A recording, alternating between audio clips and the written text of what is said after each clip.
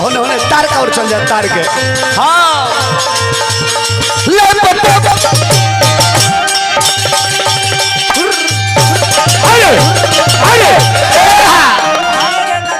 जाए दई नाच मत नाच देखा है झुल्फी वालू भाई बैठल बड़े तो जा तू तार तो उम्र हो गई ना तो कम उम्र है तो तू वैज्ञानिक से कम ना होई तो ई जब नाचतिया गोल गोल घूमतिया जैसे कर लागवा उठता ई बुझाते अपन मुड़ी जमीन में ढुका वो देखो तारे कि नहर में पानी आइल बा कि ना हमेशा नहर में पानी आवत रहेला बाबा लागो रहो अरे ले मोबाइल इंटरनेट से यार संगे कइल जाता प्यार ए भाई जी यार संगे कइल जाता प्यार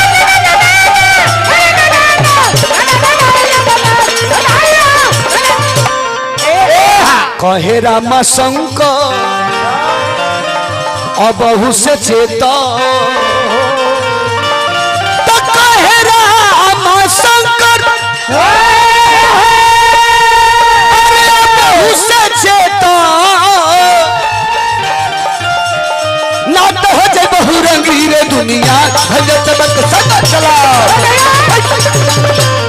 दुनिया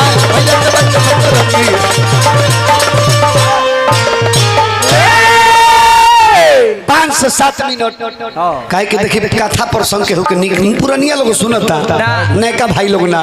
जहाँ कहल कि राम कथा तो लइकन के माथा में शुरू हो जाता बात साचो कहते नहीं जन्नी जहाँ चौपाई शुरू कैनी कि रघुकुलरी तो सदा चली आई नैका लइका लोग कहते कि चलो अब कराया गाई कुछ ना गाई बड़ा फेरा में पड़ जाते हैं जैसे 5 से 7 मिनट ज्यादा देर हमने के कथा में नहीं खेले के प्रधान पद प्रत्याशी हमारा गौरव बाबू मंटू जी भाई हमारा गुलशन सिंह जी बहुत बहुत रुपए के पुरस्कार देनी रोशनी टेंट हाउस बहुत बहुत रुपए के पुरस्कार light and decoration DJ sound service हार्दिक हार्दिक अभिनंदन नमस्कार जय जयकार जाई राउर मार्केट कहियो खराब ना हो लगन तो लगन हइले हो खरमासो में तार साटा खाली ना रहे पैसा मिले चाहे मत में कटले का दी के कहे कि उधारो खाता चलो आगे पीछे मिलत रहो तो तनी मनी 5 से 7 मिनट हम ओइजा लेके चलो हनुमान जी के विशेष अगर कहीं मिली तो श्री रामचरितमानस है देखी बेंजू वाला लाइन कट गेल बा बेंजू वाला लाइन कट गेल बा यही से कहते नहीं आउट पिन बढ़ावा बना के तरी बढ़ा दी छोड़ दो तनी मनी ओइजा से लेके चलो जहाँ श्री रामचरितमानस में हनुमान जी के प्रकरण बबुआ सुंदर ढंग से प्रस्तुत भइल बा कहा बानरी दल एगो दल समुद्र के किनार पर बा जना के नेतृत्व अंगद जी कर रहल बानी जना में जामोंद जी नल नील हनुमान जी अश्वत्था बालू बबुआ दल जब निराश हो गई आगे समुद्र बा पीछे मुड़ के गई पर आगे जेबो तो समुद्र में डूब के मर जेबो पीछे जेबो तो सुग्रीव जी के हाथों मौत के घाट उतार दिल जाई काहे कि 1 महीना के बाद अगर केहू पता लगा के बिना पता लगोले चलाई तो ओकरा के मृत्यु दंड देवे के निश्चय कइले बाड़े सुग्रीव जी अब दोनों अरे मौत बानरी सेना विचार करके ही जे अन्न जल त्याग के हमनी के प्राण दे दी जा काहे कि नहु गइला में भलाई नहीं है ओइ जे संपाति से भेंट होता जौन जटायु के भाई बाड़े देख के बतौले कि सागर के होपार लंका में सीता जी शोकाकुल होकर के बैठल बाड़ी लेकिन भइल कि अपने आंखी से ना देखल जाई तो भगवान से कैसे कहल जाई तो सड़क के बाद जाके भगवान से ना नु कहल जाई अपना आंखी से देखल जरूरी बा होखे लागल कि के जाई समुद्र के होपार 100 योजन समुद्र में के पार करी केहू कहल कि 30 योजन फान सकीला केहू कहल कि 40 योजन फान सकीला केहू कहल कि 50 योजन केहू कहल कि 60 योजन अंगद कहले कि हम 100 योजन चल जाई ओ पार चल जाई लेकिन आवे में संशय बा कहले कि ना ना ना ना ना तारा कसौ ना भेजल जाई बबुआ हो तनी भाव लागल का नल नील जामवंत अंगद जी मन में कर ले विचार की के ओह पार जाई आए है में जबीर बलवान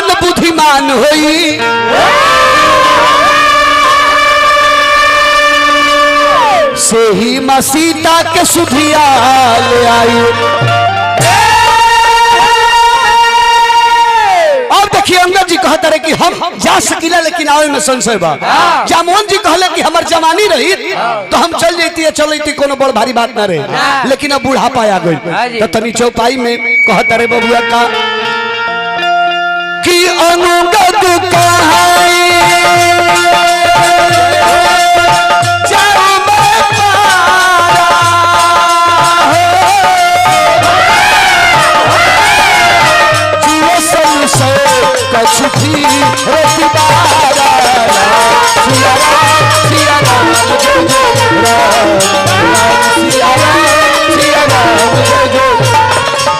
मेन के लेवल बढ़ा के रखिए और साज भाई पर लिखा सुना। जामोहन जी कहले कि हनुमान जी कहाँ बाड़े? कहले कि एगो पत्थर पर बैठ के भगवान के नाम जपत रे गईले आ जाके कहत रे का पवन तनया बल पवन समाना बुद्धि विवेक विज्ञान निधाना सिया राम जय जय।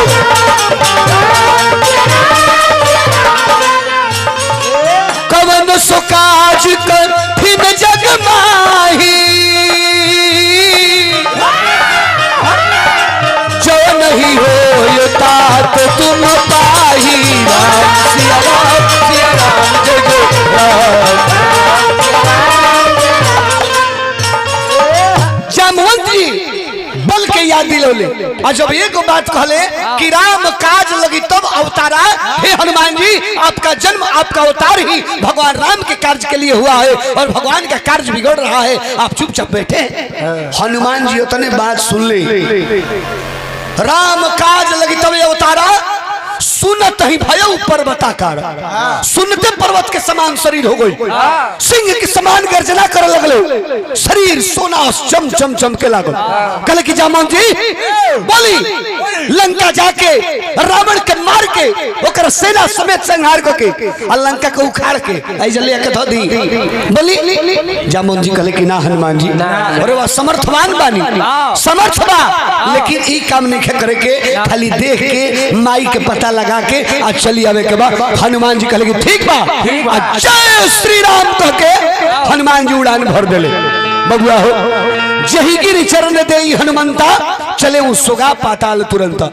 जना पर्वत पर चढ़ के हनुमान जी छलांग लगौले, हनुमान जी के भार से उ पहाड़ पताल में चल गई।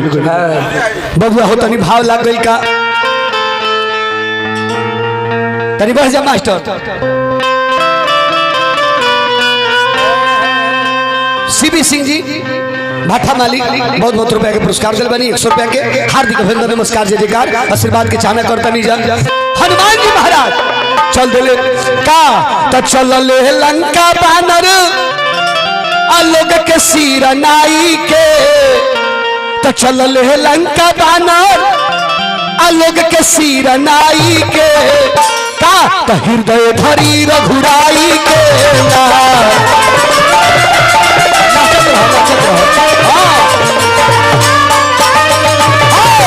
चल ले लंका बानर लोग के सिर नाई के हृदय भरी रघुराई के।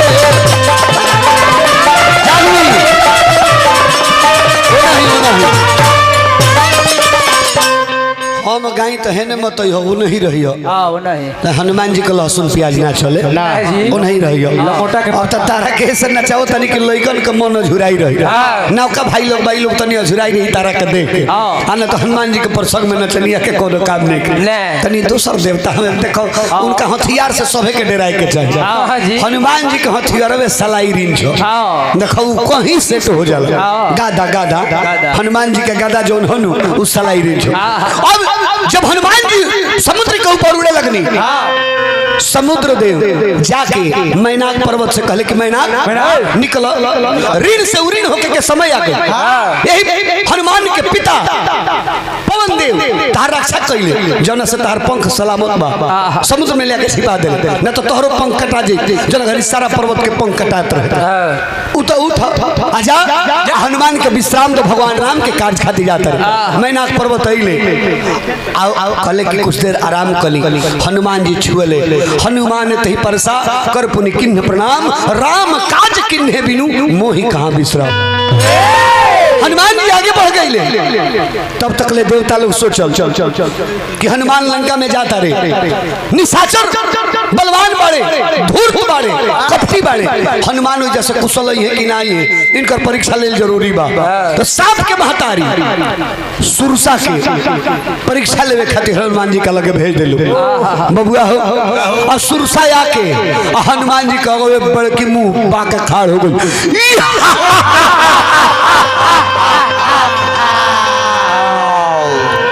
हनुमान जी देखल कि अरे जतरे पर मेहरारू से भेंट हो गई माई बनौले माई प्रणाम प्रणाम प्रणाम कहते कि सुनो हम सांप के मतारी हैं गाय ना है कि माई कहबो तो बछरू जान के तरह के छोड़ दे लागब तरह के चाटे हम सांप के महतारी हैं हम चाटी लना अपने बच्चा कहे ना ओखस उनको के काट के मुआ दिला खा जाइला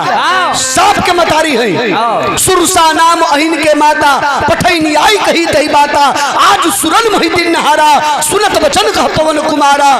कहले कि माई हमार परिचय जान लो कहले कि बताओ के हो बताओ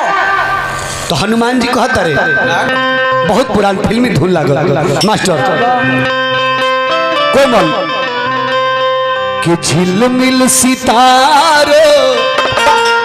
कायांगन होगा रिम झिम बरसता सावन होगा हनुमान जी कहते रे कि नाम हनुमान दूत राम जी के बानी नाम हनुमान दूत राम जी के बानी सीता जी के देखी तनिए आवतानिए सीता जी के देखी तनिए में आवतानिए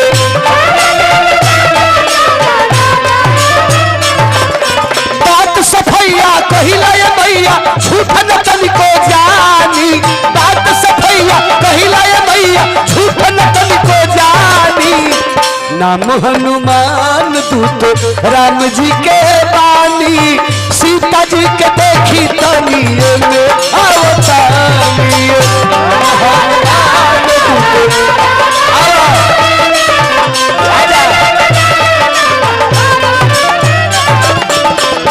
सुना बहुत दिन के बाद देवता लोग हमरा के भोजन देले बा आहार देले बा और ऐसन आहार हम छोड़ब ना हम तरह के खइबे करब कौने हूँ जतन दे नहीं जाना तो हनुमान जी कहले कि ना मनबू माई कहनी तो ना मनबू तो लीलो तार कितना पावर बा हमरा के लीले के हम देखतानी अब जाने कि मुंह फैलावे लगल हनुमान जी के आकार देख के तो हनुमान जी के देख के कि इनका के कितना मुंह बाई तो लील जाई खड़े तो 16 जोजन में मुंह फैलल तो हनुमान जी तुरंत 32 जोजन के हो गई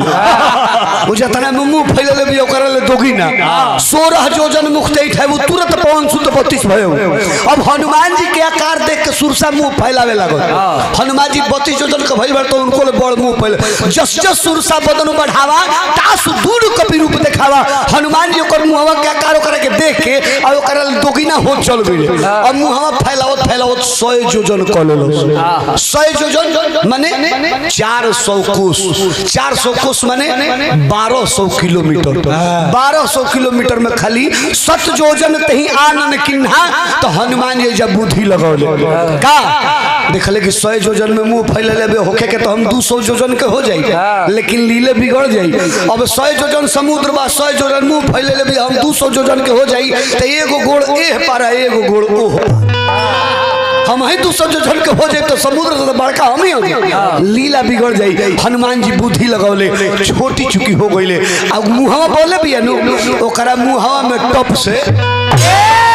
आ खूब अपन व्यवस्थापन देख डाक के आ फिर तुरंत धूक के निकल गई। हाँ जी। हाथ जोड़ के खार हो गए, कहले कि अब तुम तारा मुंह में से निकलल बा, अब बतावा का चाहता रू। आशीर्वाद दिली कि राम काज तुम करियऊ जा, राम काज तू कह तारा पीठी में केहू धूर ना लगाई। आशीर्वाद मिलल, हनुमान जी जैसे आगे बढ़ल बनी। फिर एगो राक्षसी से भेंट भइल। ई के हो ई रावण के